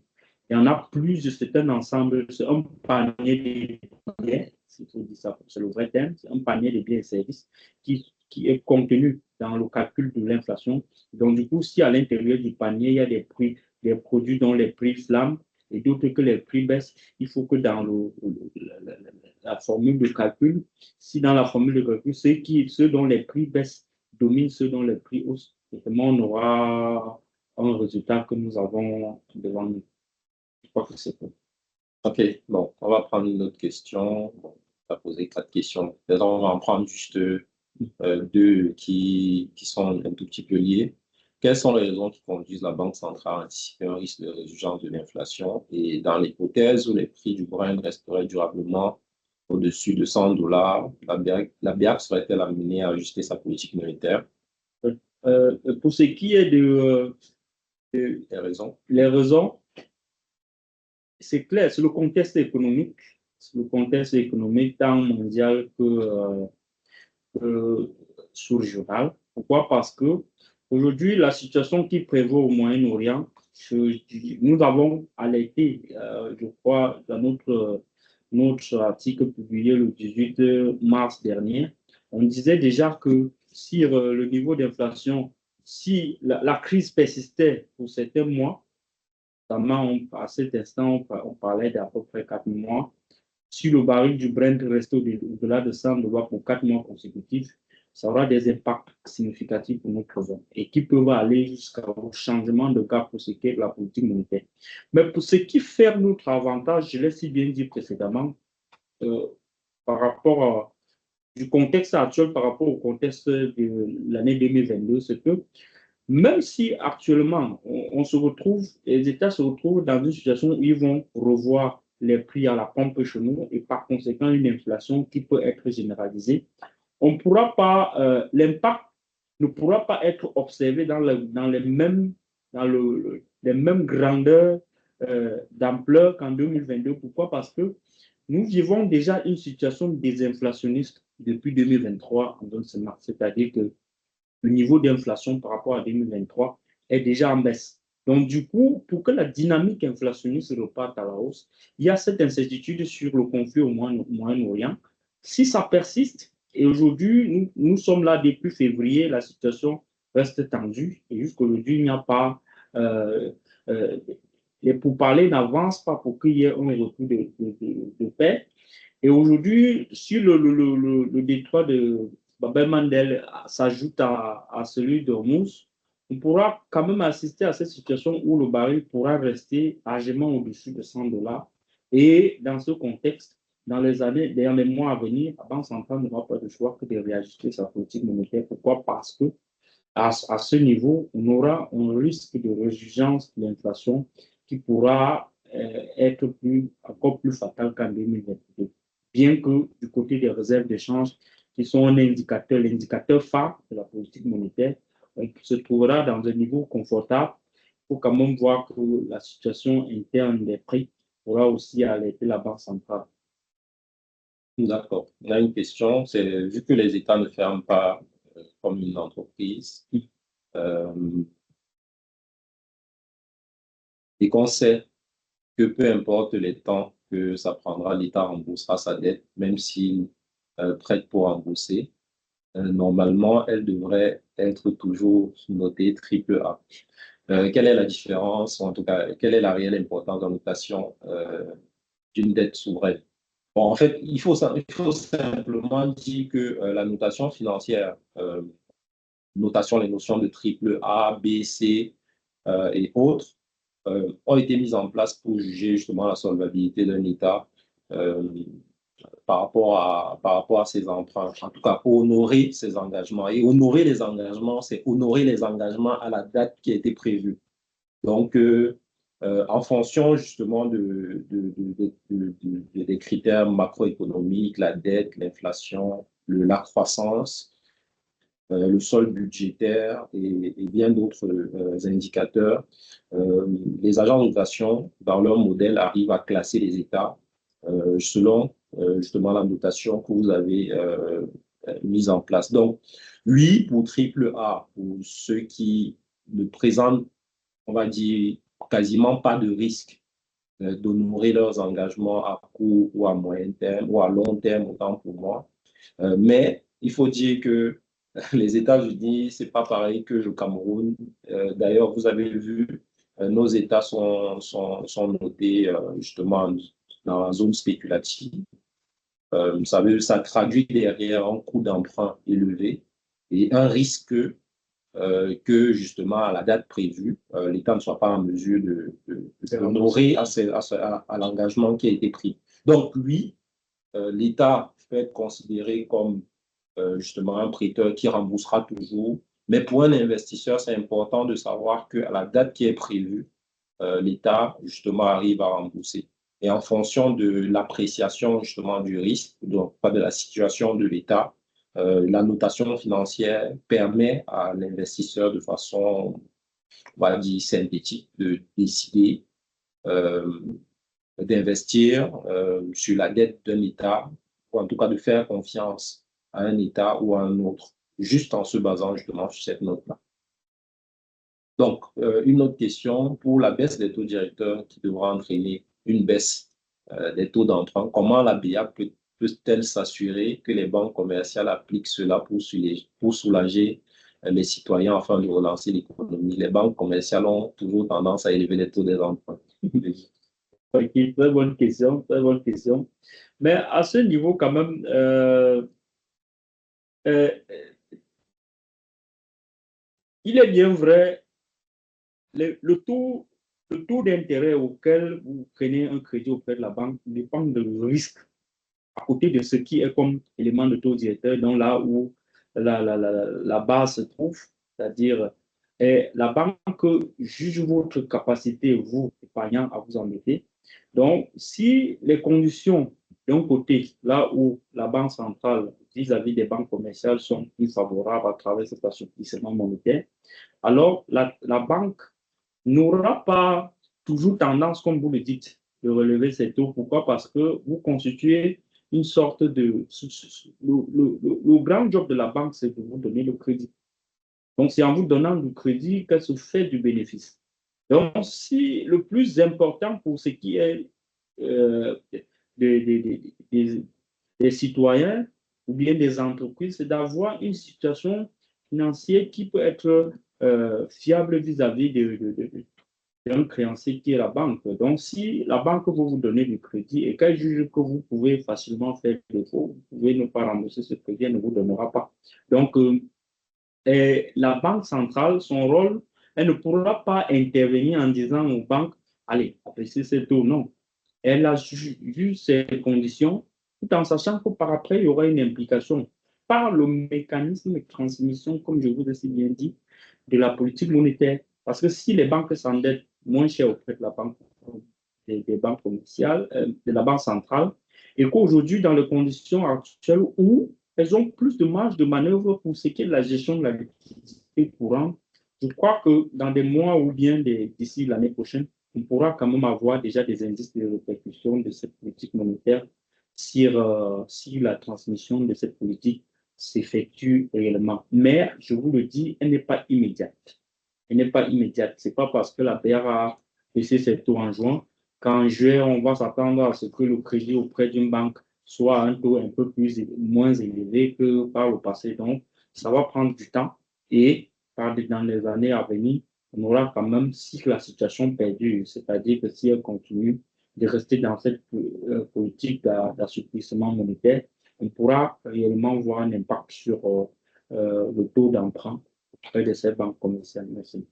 Bon, juste pour compléter aussi, il faut dire que les rapports de la Banque centrale, justement, font souvent ressortir le coût des emprunts, justement, des agents économiques auprès de la Banque centrale. Ça va être un indicateur qu'on va suivre, justement, dans les prochains mois pour essayer de détecter cette transmission, justement, de la politique monétaire au niveau des banques, des banques. Mais comme Denis l'a dit, mécaniquement, euh, les banques qui vont aller au niveau de la banque centrale s'endetter moins cher qu'avant euh, devraient avoir une tendance à prêter également de l'argent à l'économie à un taux moins élevé qu'avant, vu que il y a on parle trivialement ils vendent de l'argent qu'ils ont pris à un taux moins élevé avant. Mais bien évidemment, comme vous l'avez, comme il a dit, la banque centrale ne peut pas imposer aux banques commerciales, mais par ce mécanisme, cet instrument de la politique monétaire, c'est quelque chose qui devrait se répercuter.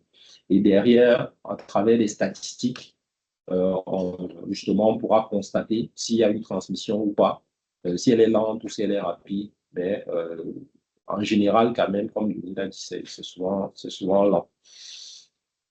Une autre question, ou une série de questions. Les prévisions de croissance présentées pour les prochaines années reposent-elles sur des hypothèses jugées prudentes ou optimistes? Prudente. Prudentes. Oui. Quels sont les principaux risques susceptibles de remettre en cause ces perspectives de croissance? Bon, il faut noter quand même que la situation, le risque sur la situation au Moyen-Orient reste le principal risque, principal indicateur. À côté de ça, nous avons les tensions internes, hein. Nous avons les tensions internes qu'il ne faut pas négliger. Si on prend le cas du Cameroun, il y a des tensions, notamment au nord, la crise Boko Haram, et le nord, le Nozo, qu'il ne faut pas négliger. Et aussi, pour ce qui est donc, s'il faut se résumer, il ne faut pas négliger les facteurs temps externes, puisque les prévisions, si on prend en compte le baril de Brent, à côté de ça, les hypothèses sont aussi faites sur le gaz naturel liquéfié. Il y a aussi les hypothèses sur l'or. Donc, tous ces indicateurs qui sont inclus dans les prévisions macroéconomiques sont susceptibles de faire face à des risques, que ce soit exogènes qu'endogènes, qui peuvent nettement influencer cette perspective macroéconomique, raison pour laquelle leur mise à jour est faite de façon trimestrielle en fonction de l'évolution de la conjoncture économique. Quelles réformes structurelles devraient être mises en œuvre pour accélérer durablement la croissance économique en ces moments? Bon, les réformes, s'il faut parler de réformes, c'est quelque chose de très, très. Il faut. Il y a, je ne pense pas que nous serons à mesure de vous dire, bon, voilà, s'il faut appuyer sur tel levier, il est fondamental pour que ça décolle. Mais nous, en tant qu'acteurs du marché financier, nous pouvons vous dire, bon, voilà, pour ce qui est de nos économies, le problème est très, très, vous avez dit des réformes structurelles, c'est-à-dire des réformes de long terme, qui impliquent la participation de tout ce qui est comme partie prenante. Nous, ce qui nous intéresse ici, c'est tout ce qui a trait au marché financier. Or, le développement d'un pays ou bien la croissance économique, les services dans lesquels nous sommes ne constituent pas le principal maillon de la croissance économique de notre sous-région. Il y a tout un ensemble de choses qui tendent du secteur primaire, au secondaire et au tertiaire dont nous faisons partie. Donc, s'il faut engager des réformes pour notre sous-région, elles doivent concerner tous ces secteurs. Et précédemment, lorsqu'on présentait les composants de la croissance, vous avez vu, si ce n'est que pour la sous-région, la demande intérieure, c'est-à-dire la consommation publique, et quand on dit consommation publique, et les investissements privés créent davantage la croissance économique chez nous. Donc, c'est pas seulement, il faut pas seulement, il y a pas seulement, il faut pas seulement agir sur un seul levier, mais prendre les réformes dans leur grand ensemble et juger en fonction de la pertinence. Mais ce que nous pouvons nous attarder dessus, comme je le dis bien, c'est tout ce qui a trait au marché et c'est la raison pour laquelle nous sommes ici. Pour ce qui est des autres réformes liées notamment au secteur réel, au secteur primaire, secondaire, ça émane beaucoup plus des États eux-mêmes. À s'orienter à notre niveau, nous ne pouvons pas vous dire, bon, voilà, il faut activer sur tel levier pour que ça décolle. Mais sur le marché, nous pouvons nous attarder dessus. Une autre question, c'est pourquoi observe-t-on une évolution contrastée entre les différents émetteurs souverains, Gabon, Cameroun, Congo, Tchad? C'est normal, c'est lié à leur structure économique. Voilà, c'est lié à leur structure économique et chaque État ayant sa structure macroéconomique est différente de l'autre. Il est clair que sur le marché, l'appréciation, que ce soit du risque ou bien la capacité de cet émetteur à mobiliser les fonds soit différente de l'autre. Donc, c'est un peu ça. Quels sont aujourd'hui les défis auxquels les États sont confrontés, les États de la CEMAC, pour mobiliser les financements via le marché obligataire? Le principal défi, c'est l'éducation financière. Le marché est très peu profond et cette profondeur ne peut venir que si on éduque en masse les populations. Et c'est l'intérêt de nos webinaires. Déjà ici, on sort d'ici, nous faisons à notre niveau le peu que nous pouvons faire. Et on exhorte aussi l'ensemble de l'écosystème financier à le faire. Si on peut le faire globalement, on est sûr que ce principal défi sera relevé dans des années à venir. Juste pour compléter, hein, comme il a dit, c'est aujourd'hui la base des investisseurs n'est pas assez large pour justement permettre aux États de mobiliser autant de financement qu'ils le souhaitent. Si vous avez suivi les informations dans les journaux ces derniers temps, on a entendu parler du Cameroun qui se retournait vers sa diaspora pour justement mobiliser des financements. Voilà. Pour résoudre ce problème, en fait, il faut juste de l'éducation financière. Il y a de l'épargne, les différents de l'épargne qui dorment en banque. Et il faut que justement cette base d'épargne-là soit orientée justement vers les marchés financiers et vers justement le développement de nos États. En tout cas, alimenter les projets structurants pour que justement nos États puissent se développer et construire des infrastructures. Donc oui, élargir la base des investisseurs. Maintenant, ces investisseurs-là parleront à qui? Il y a des asset managers, c'est pour ça qu'on fait justement des webinaires pour éduquer des produits financiers qui existent. Nous, on est même on crée d'ailleurs certains produits qui sont d'ailleurs plus proches des personnes physiques pour, à travers nos véhicules, justement, mobiliser de l'épargne et investir sur justement de la dette à la fois souveraine et la dette privée. Les entreprises privées recourent-elles suffisamment au marché financier pour financer leurs investissements? Bon, aujourd'hui, si vous voyez la structure du marché, vous-même, vous pouvez répondre à la question. Aujourd'hui, c'est très peu. Néanmoins, il y a quand même des efforts qui sont en train d'être faits. Les sociétés de bourse travaillent d'arrache-pied pour convaincre et vendre le projet justement du marché financier comme un endroit justement où un lieu où ces émetteurs privés-là peuvent lever de la dette pour financer leurs investissements et à des coûts plus intéressants que ce qui est prévu au niveau de la banque. Le seul deux points à noter, c'est le marché financier, c'est le marché de la dette longue. Et les banques ne sont pas en général à même d'accompagner une entreprise sur le long terme, ou plus de 5 ans, plus de 10 ans. Le marché financier le peut. Le second point, c'est juste la transparence, que voilà, pour pouvoir accéder à ce marché-là, il faut ouvrir ses livres. Mais avant ça, il faut comprendre. Et c'est d'ailleurs l'un des principaux freins qu'on a aujourd'hui, c'est-à-dire la capacité, en tout cas, à comprendre ce marché et à s'y intéresser.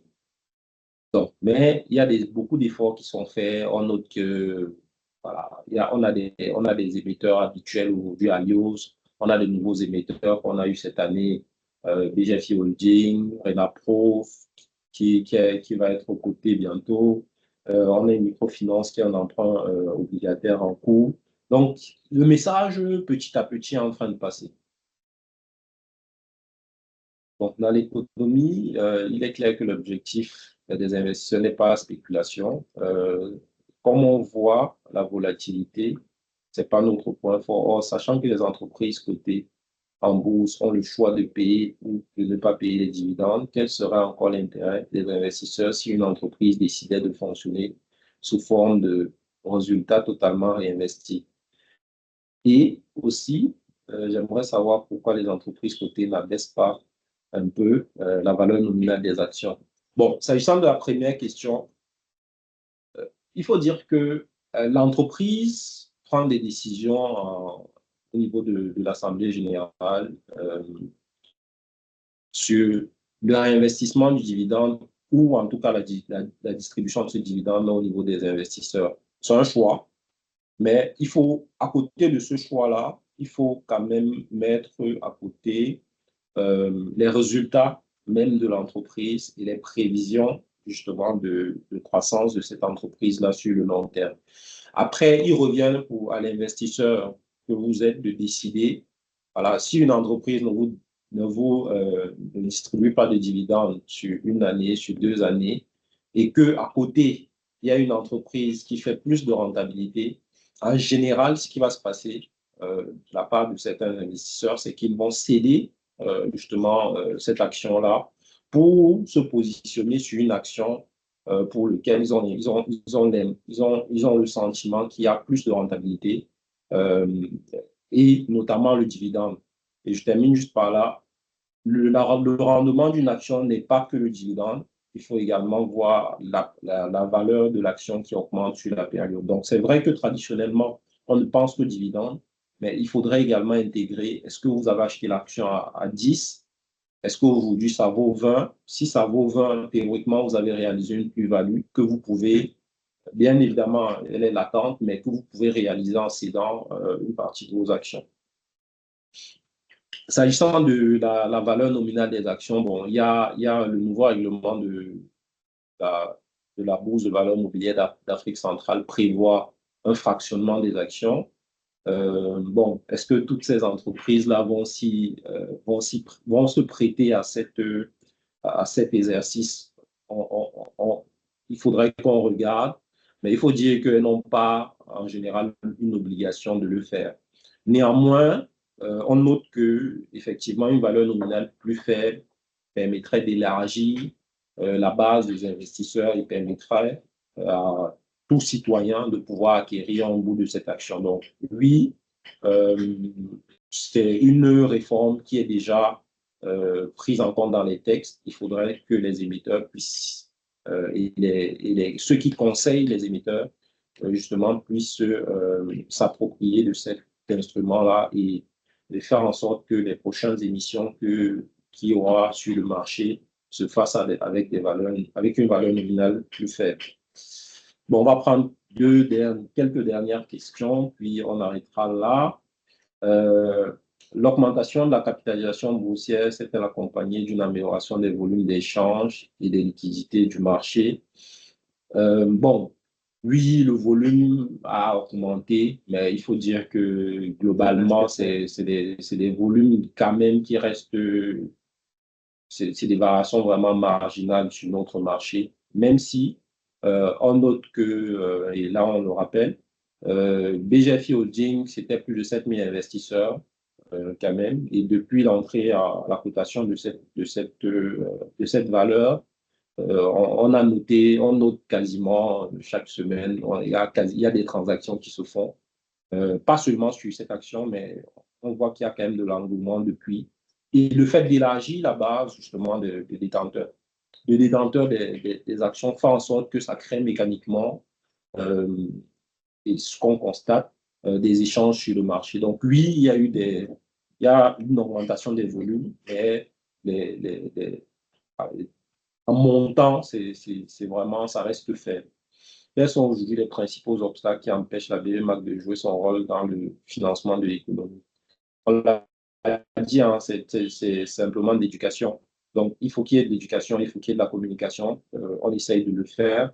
Et communication aussi du point de vue des investisseurs, parce que voilà, aujourd'hui, la bourse est une opportunité pour vous, bien évidemment, de pouvoir saisir. Mais si on n'est pas éduqué et si on a l'impression qu'on parle un langage qui est trop loin de nous, on ne s'y intéressera pas. Donc oui, il y a de l'éducation. Ça se résume vraiment à ça, c'est de l'éducation.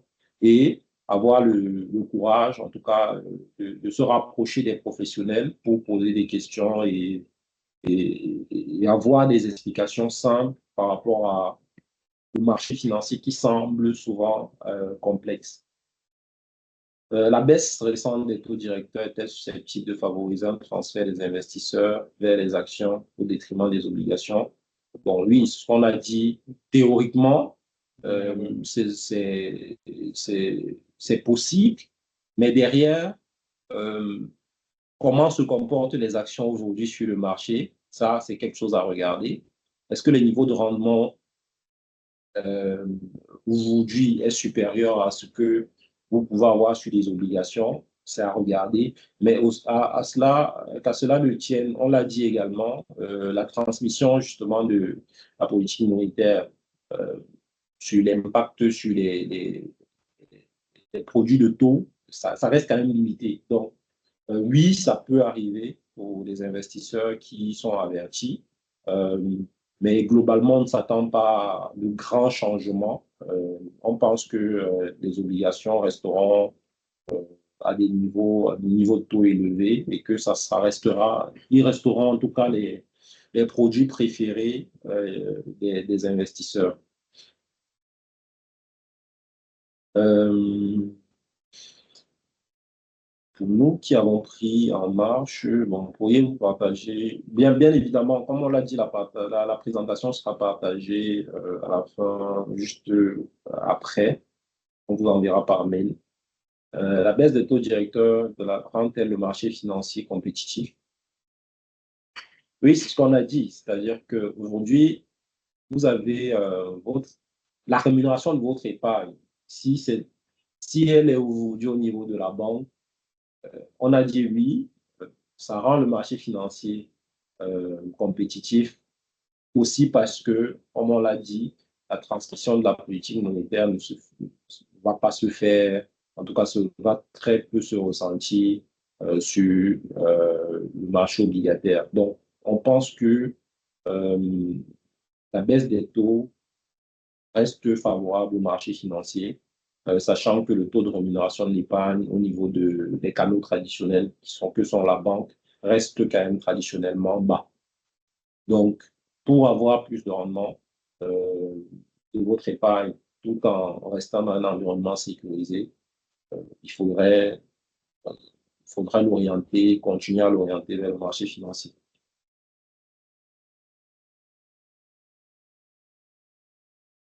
Comment comprendre le resserrement de la politique de change en matière de sortie de devises par la BIA?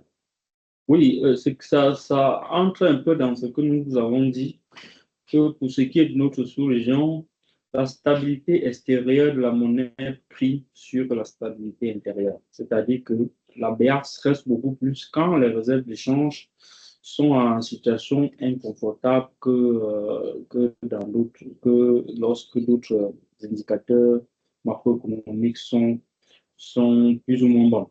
Donc, bon, donc, le resserrement de la politique d'échange est nettement dans ce sens. C'est-à-dire qu'il faut protéger les réserves d'échange de la sous-région.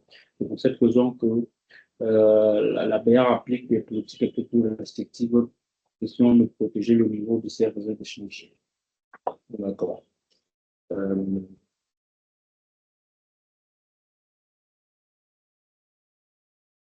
Bon, si la baisse des taux profite surtout au titre public, plutôt au crédit, au PME, l'effet d'éviction observé avec les 680 milliards de demandes de liquidité, quelle est la meilleure stratégie pour un investisseur privé en 2026? Privilégier la dette souveraine régionale plus sûre et, et déjà rémunératrice ou parier sur un assouplissement réel du crédit aux entreprises, plus risqué mais potentiellement plus rentable à moyen terme?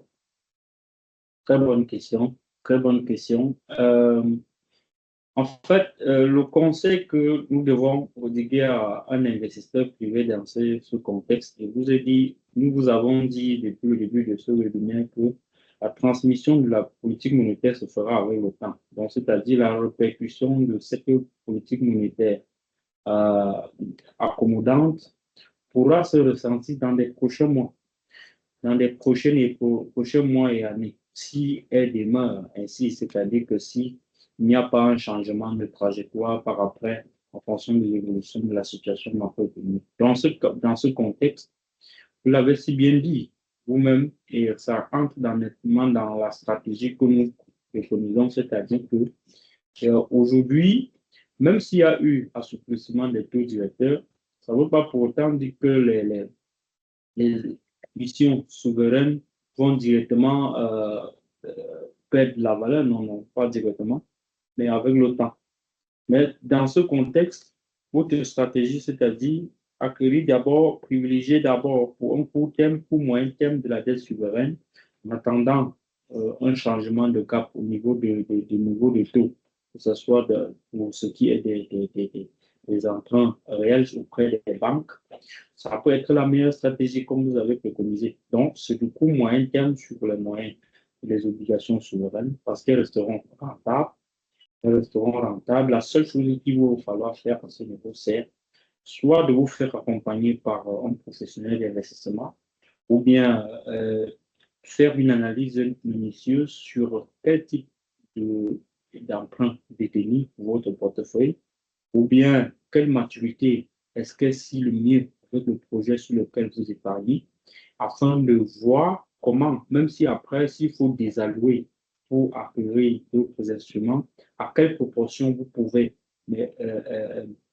prendre un tel niveau de risque. C'est des éléments auxquels, en vous rapprochant d'un professionnel d'investissement, vous aurez en face comme question et vous sortirez de là avec des éléments de réponse qui, si le mieux à votre stratégie d'investissement. Merci. Donc, effectivement, je n'aurais pas mieux dit.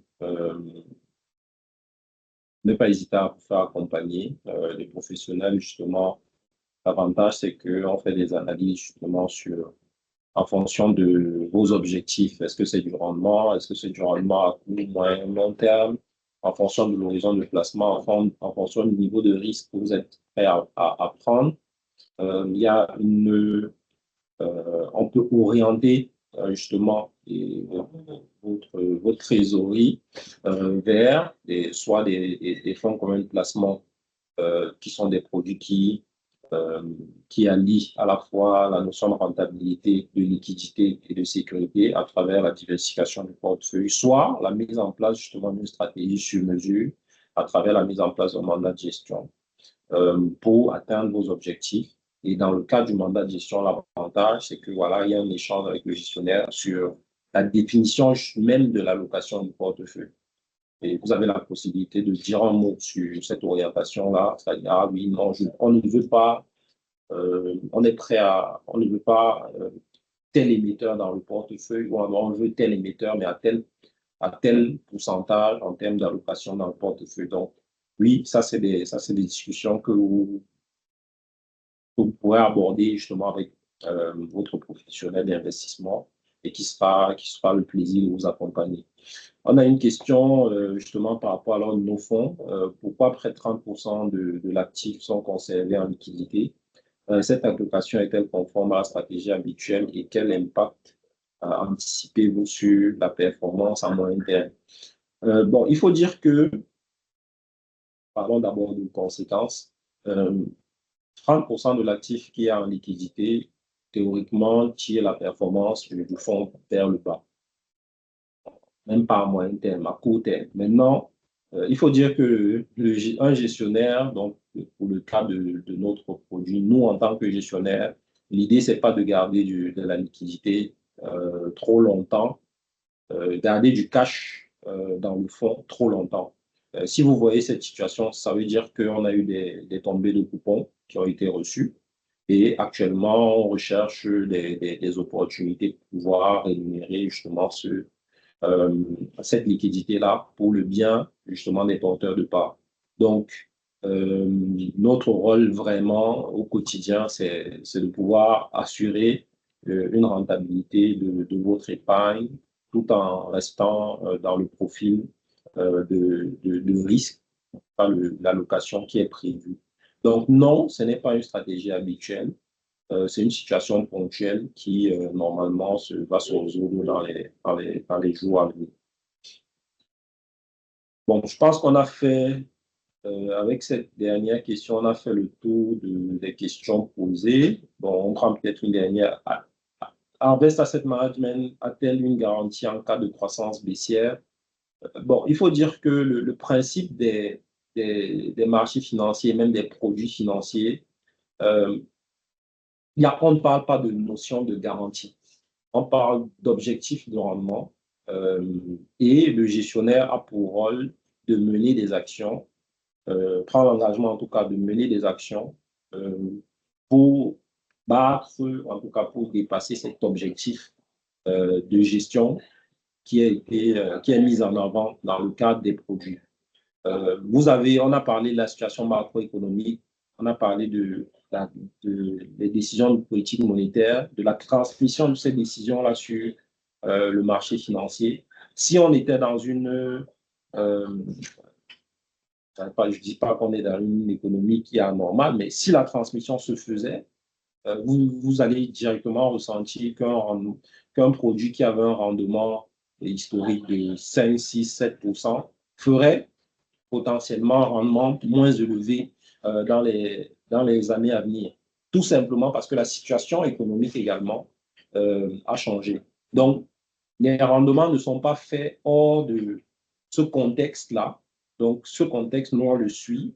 Et le rôle du gestionnaire, justement, c'est de mettre en place des moyens pour faire le meilleur rendement en tenant compte du contexte dans lequel il est.